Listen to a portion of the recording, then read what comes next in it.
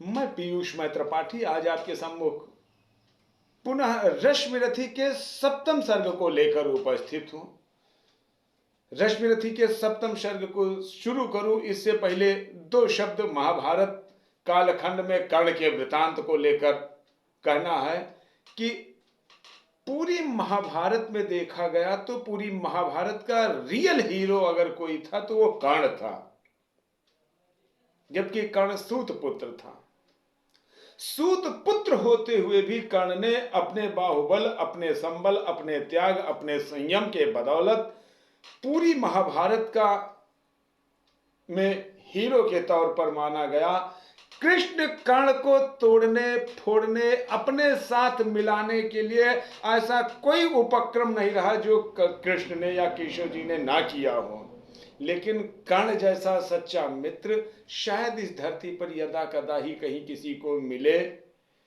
कर्ण जैसा दानी होना भी दुर्लभ है, और यही नहीं, कर्ण जैसा शापित व्यक्ति भी शायद धरती पर कोई होवे। इतना कुछ होने के बावजूद कर्ण चट्टान जैसा अडिग रहा, जबकि भीष्म कर्ण का सदा तिरस्कार करते रहे। भीष्म पितामह ने कभी भी कर्ण को क्षत्रिय पुत्र नहीं माना, सदा सूर्य पुत्र, सदा सूत कहकर ही तिरस्कार करते रहे। तिरस्कार करने की दो वजह थी। पहली वजह तो यह थी कि कर्ण के बारे में प्रसिद्ध था कि वह सूत पुत्र है। दूसरी वजह थी भीष्म की उससे मन मुटाव रखने की कि चूंकि कर्ण और दुर्योधन अनन्य मित्र थे, उसी मित्रता की ईर्ष्या के नाते, चूंकि दुर्योधन सिर्फ और सिर्फ यदि किसी का कहा मानता था वो कर्ण का मानता था, और यह बात भीष्म को बड़ी कचोटती थी। इसी से बहुत ज्यादा वो उससे खार खाए रहते थे। जब महाभारत के युद्ध की शुरुआत होने वाली थी तब महाभारत युद्धारंभ से पूर्व ही भीष्म कहते हैं कर्ण के लड़के से कि यह तो रथील है, लेकिन कर्ण के बारे में आलोचना भरे शब्दों के तौर पर कहते हैं कि यह अर्धरथी है। कर्ण को यह बात बहुत चुभ जाती है और वह कसम खा लेते हैं कि मैं पितामह के रहते युद्ध में कदापि नहीं जाऊंगा और ना ही अस्त्र उठाऊंगा।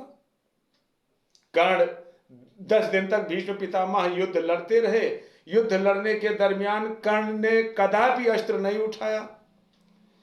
10वें दिन जब सरसैया पर पितामह लेटा दिए गए, सरसैया पर लेट गए पितामह, तब कर्ण ने अपना अस्त्र उठाने से पहले जाकर भीष्म पितामह से मिलता है और पितामह का आशीर्वाद लेकर युद्ध की ओर जाने की बात सोचता है। तब उसी पर दिनकर जी लिखते हैं कि कुरुकुल का यह दीपित ताज गिरा, कुरुकुल का दीपित ताज गिरा, थक कर बूढ़ा जब बाज गिरा, भूलूठित पितामह को विलोक, छा गया समर में महाशोक, कुरुपत ही धैर्य न खोता था, अर्जुन का मन भी रोता था, राधेय किंतु जिनके कारण था अब तक किए मौन धारण, उनका शुभ आशीष पाने को, अपना सदकर्म निभाने को, वह शरसैया की ओर चला, पग पग हो विनय विभोर चला, पग पग हो विनय विभोर चला, छू भीष्म देव के चरण भुआल, छू भीष्म देव के चरण भुआल, बोलवा वाणी राधेय सरल, हे तात आपका प्रोत्साहन पा सका नहीं जो लांछित जन, यह वही सामने आया है उपहार अश्रु का लाया है, यह वही सामने आया है उपहार अश्रु का लाया है। अब बार बार इतना बताने, इतना देखने और समझने के बाद भीष्म पितामह कहते हैं, कर्ण को देखने के बाद कर्ण से ही कहते हैं कि इस युद्ध को आप रोक दे, किसी भी परिस्थिति में किसी भी दशा में युद्ध को आप रोक दे, इस युद्ध से किसी को कुछ नहीं मिलेगा, अब युद्ध समाप्त हो जाना चाहिए।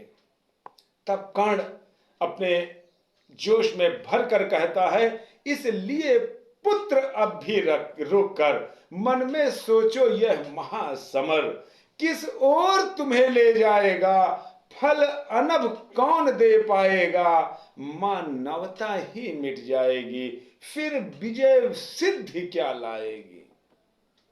लेकिन कर्ण न सकुचाता है, न सोचता है।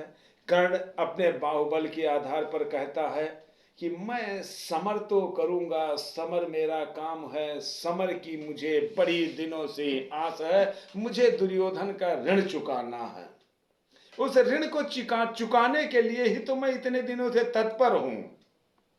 कहते हैं, जय मिले बिना विश्राम नहीं, इस समय संधि का नाम नहीं, आशीष दीजिए विजय करण, आशीष दीजिए विजय करण, फिर देख सकूं यह भव्य चरण, आशीष दीजिए विजय करण, फिर देख सकूं यह भव्य चरण, जलयान सिंधु से तार सकूं, सबको मैं पार उतार सकूं। यह कर्ण कहते हैं पितामह से कि आप मुझे आशीष दीजिए, मैं उन लोगों को परास्त करके सबको मैं पार कर उतार सकूं। एक बात और आती है, युद्ध चाहे वो महाभारत का हो, चाहे किसी कालखंड का युद्ध रहा हो, लेकिन महाभारत के युद्ध के बारे में कहा जाता है एक तरफ धर्म युद्ध था, दूसरी तरफ छद्म युद्ध।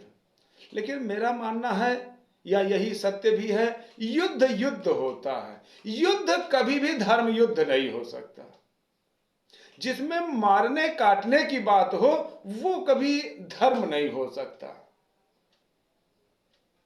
धर्म शांति से चला जाता है, अधर्म हत्या करने के बाद होती है, हत्या करने को ही अधर्म कहा जाता है। इसलिए महाभारत भी धर्म युद्ध नहीं रहा, क्योंकि युद्ध लक्ष्य के प्राप्ति का नाम है कि हमको हमारा लक्ष्य जल्द प्राप्ति हो जाए, और उसी के पूर्ण को करने के लिए हम सन्मार्ग को छोड़कर हत्या की तरफ चल जाते हैं। और यह लिए इसी वजह से कोई भी युद्ध धर्म युद्ध नहीं कहा जा सकता। तो महाभारत भी किसी भी दशा में, किसी भी परिप्रेक्ष्य में धर्म युद्ध नहीं रहा। तब कर्ण कहते हैं कि नटनागर ने इसलिए युक्ति का, नटनागर ने इसलिए, नटनागर केशव को कहा जा रहा है, नटनागर ने इसलिए युक्ति का नया योग संधान किया, एक अग्नि हव्य के लिए घटोत्कच का हरि ने आह्वान किया, बोला बेटा क्या देख रहा, हाथ से विजय जाने पर है, अब सबका भाग्य एक तेरे कुछ कर्तव्य दिखलाने पर है, कुछ कर्तव्य दिखलाने पर है। अर्थात घटोत्कच को बुलाया जाता है। घटोत्कच जो भीम का पुत्र था, महाबली था। घटोत्कच के आने से एक बात यह तय थी कि जो इंद्र ने खुश होकर एकग्नि नामक अस्त्र अर्जुन को दिया था, जब तक घटोत्कच आएगा नहीं, घटोत्कच में अपना प्रलय दिखाएगा नहीं, दुर्योधन घबराएगा नहीं, और दुर्योधन का घबराना यदि नहीं होगा तो वह कर्ण से कैसे कहेगा एकग्नि अस्त्र इस्तेमाल करने के लिए। एकग्नि अस्त्र के इस्तेमाल हेतु ही नटवर लाल या छद्म भेषधारी केशव घटोत्कच को बुलाते हैं। घटोत्कच आता है और अपने युद्ध कौशल से पूरे कौरव साम्राज्य पर हाहाकार मचाकर टूट पड़ता है, और दुर्योधन का कर्ण से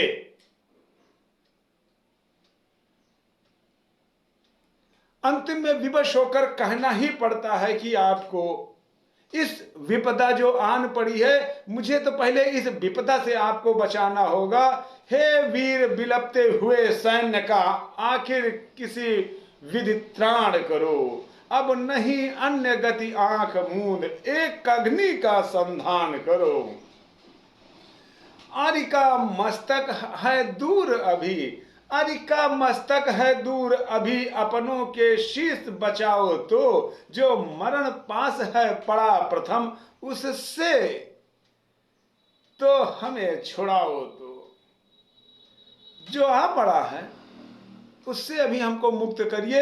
अभी तो अरि का मस्तक बहुत दूर है, मेरे अर्जुन का मस्तक बहुत दूर है, वहां तो जाते जाते उससे पहले तो हमारी कौरव सेना को घटोत्कच नेस्तनाबूद कर देगा, मिट्टी में मिला देगा, कुछ भी नहीं बचेगा। आप अपना अस्त्र जो एकअग्नि अस्त्र है, ब्रह्मास्त्र मिला हुआ है, उस अस्त्र को चलाइए। जबकि एकअग्नि अस्त्र के बारे में इंद्र ने कहा था इसका इस्तेमाल आप जीवन में सिर्फ एक बार कर पाएंगे।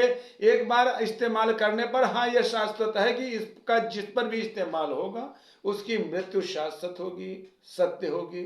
लेकिन एक बार से आप दोबारा आप इसका इस्तेमाल नहीं करेंगे, ये वापस हमारे पास सदा के लिए चला आएगा। अब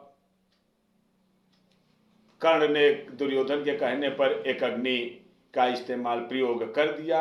एकअग्नि का इस्तेमाल प्रयोग करते ही घटोत्कच मारा जाता है। घटोत्कच के मारे जाने पर पूरे पांडव साम्राज्य में, पूरी पांडव सेना में तो हाहाकार मच गया, रोना धोना चीत्कार निकल आया। कौरव की तरफ खुशियां ही खुशियां मनाई जाने लगी। लेकिन एक व्यक्ति जो पांडव की तरफ से था वो अंदर अंदर बड़ा गदगद कंठ दिख रहे थे, वह थे केशव। केशव अंदर अंदर खुश थे। और पांडव की तरफ, कौरव की तरफ से भी एक व्यक्ति बड़े नाखुश थे, बहुत दुखी थे, वह थे कर्ण। कर्ण का एकअग्नि अस्त्र का चला जाना बड़ी पीड़ा का विषय रहा और केशव द्वारा एकअग्नि अस्त्र का इस्तेमाल करवा लिया जाना बड़े खुशी का विषय रहा। तो दो लोग ही, एक दुखी रहे या खुश रहे। सारी सेना थी चीख रही है, सब लोग व्यग्र व्यग्र बिलखाते थे। पर बड़ी विलक्षण बात, हंसी नट नागर रोक न पाते थे। टल गई विपद कोई सिर से, या मिली कहीं मन ही मन जय। क्या हुई बात क्या देख हुए केशव, इस तरह विगत संशय। लेकिन समर को जीत कर निज वाहिनी को प्रीत कर, बल पित गहन गुंजार से पूजित परम जयकार से, राधेय संगर से चला मन में कहीं खोया हुआ। जय घोष की झंकार से आगे कहीं सोया हुआ। हारी हुई पांडव चमू से, हंस रहे भगवान थे, पर जीत कर भी कर्ण के हारे हुए से प्राण थे। सब लोग पूरे कौरव साम्राज्य में, पूरी कौरवी सेना में बड़ा खुशी का माहौल था। लेकिन दुखी था तो कर्ण दुखी था अपने उस एकअग्नि अस्त्र के चले जाने के कारण, और केशव का मगन होना लाजमी था एकअग्नि अस्त्र के इस्तेमाल हो जाने के कारण, क्योंकि एकअग्नि अस्त्र अर्जुन के लिए बड़ा घातक सिद्ध होता। और जब तक एकअग्नि अस्त्र कर्ण के पास पड़ा रहता, अर्जुन कर्ण का कुछ नहीं बिगाड़ सकते थे। अर्जुन की मौत शाश्वत थी, निश्चित थी। लेकिन कर्ण ने जो कृष्ण ने जो कूटनीति चली, उसका परिणाम यही हुआ कि कौरव पक्ष की हार हुई और पांडव पक्ष की जीत हुई। आप सबका परम साधुवाद।